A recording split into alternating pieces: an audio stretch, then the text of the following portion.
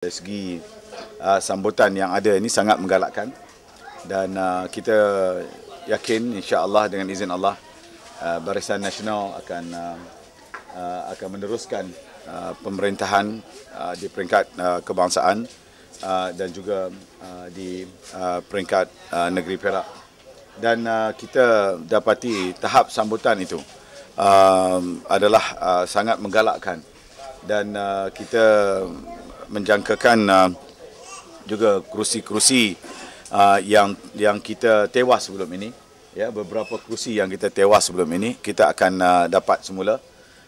Memandangkan laporan-laporan yang saya terima sehingga ke tahap ini nampaknya semakin menggalakkan dan ia tidak menjadi suatu perkara yang mustahil kalau sekiranya kerusi-kerusi yang pernah kita tewas itu akan kita menangi semula.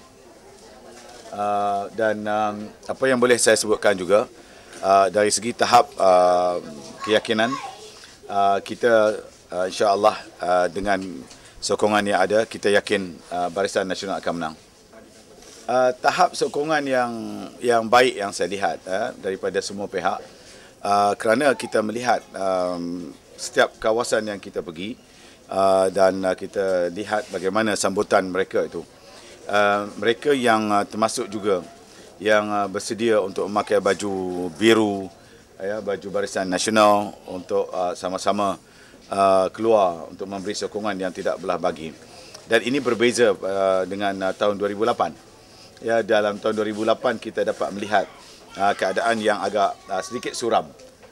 Walaupun kita tidak mendapat indikasi yang terang, tetapi dari segi sambutan tahun 2008 itu agak berbeza dengan kali ini. Kali ini saya lihat semangat di kalangan pendukung-pendukung Barisan Nasional begitu baik dan mereka secara terbuka menyatakan sokongan dan bersiap sedia untuk menghadapi pilihan raya ini. Dan saya harap pada semua pihak akan turun beramai-ramai esok hari untuk memastikan dan memberi undi mereka dan kita tentunya mengharapkan undi mereka kepada Barisan Nasional.